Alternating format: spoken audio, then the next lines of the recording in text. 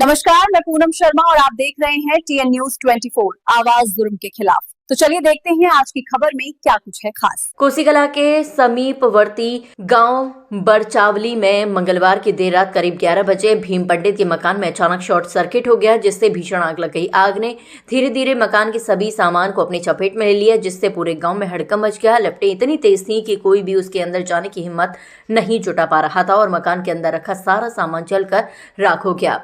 इस आगजनी की घटना में मकान के अंदर रखे inverter, battery, washing machine, fridge, motorcycle, scooty, कपड़े, फर्नीचर सहित अन्य कीमती घरेलू सामान पूरी तरह नष्ट हो गया। मकान स्वामी के अनुसार आग से उन्हें करीब 8 से 10 लाख रुपए का भारी नुकसान हुआ है।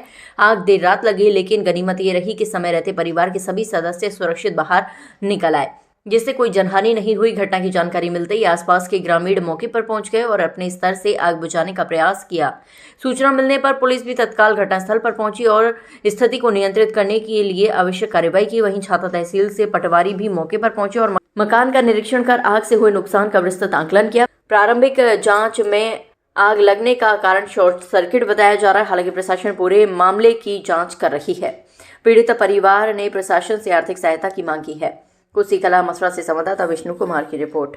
स्कूटर में आग लग रही थी और हमने इसको द्वार खोला, आग बुझाने की कोशिश की। उसमें हमारे हाथ भी जल गए और हमने उसको फिर निकाला, फिर उसको बुझाई। जब नुकसान मिली उस पीरियड में फायर ब्रिगेड की कोई गाड़ी उस समय आई? नहीं आई थी। फोन किया था, पुलिस आई थी, बस वो फायर ब्रिगेड की गाड़ी नहीं आई थी। नहीं आई। क्या रूप था उस समय?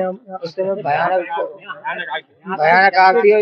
यहाँ से भागने पड़ रहा था हमको और उसमें जाने की कोई मशक्कत ही नहीं मिल रही थी। फिर उसको केस करके खोला था हमने और जब जाकर वहाँ से आग बुझाई, लाइट वाइट काट कर। जब तो बता दें कि जिसमें आग लग रही थी, धमाके की भी आवाज आ रही थी। हाँ जी।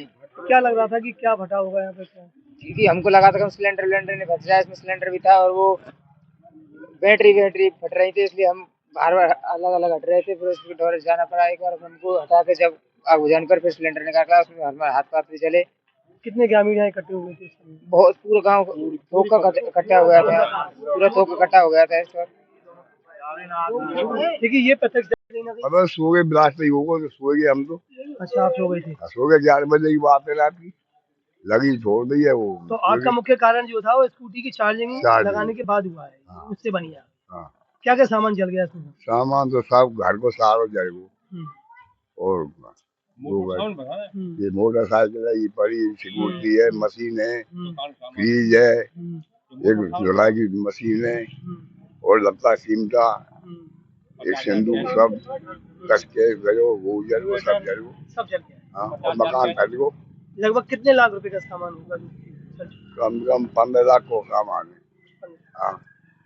तो अब तहसील से ही जो आए हुए हैं, पटवारी जी आए हुए हैं आकलन करने के लिए, तो आपने जो रिपोर्ट है वो थाने पर में दे दी है? हाँ, थाने में रिपोर्ट दे दी। हाँ।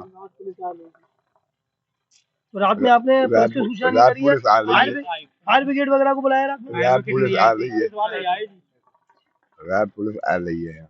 ज्यादा से ज्यादा आग लग रही थी। हम उनको ईंट पत्थरों से हमने वो मीटर वगैरह उखाड़ा, किवाड़ तोड़ी और किवाड़ तोड़ने के बावजूद भी हम देखा उनको, वो यहाँ से हमने निकाले, नशेनी लगा के सीढ़ी से बाहर निकाले थे, वो तब बाहर निकाल पाए उनको। फिर वो भी, उनकी लड़की थी, वो भी बहुत जोर से रोने लगी, बेहोश गैरोज हालत हो गई थी उनकी। क्या क्या सामान था यहाँ पे? सामान कूलर भी था एक, और एक फ्रिज भी था। फ्रिज तो यहाँ पे है ही है, और वो बाइक भी थी और स्कूटी भी थी और इनका कॉस्मेटिक वाला सामान भी था और कुछ कैश भी रखा था।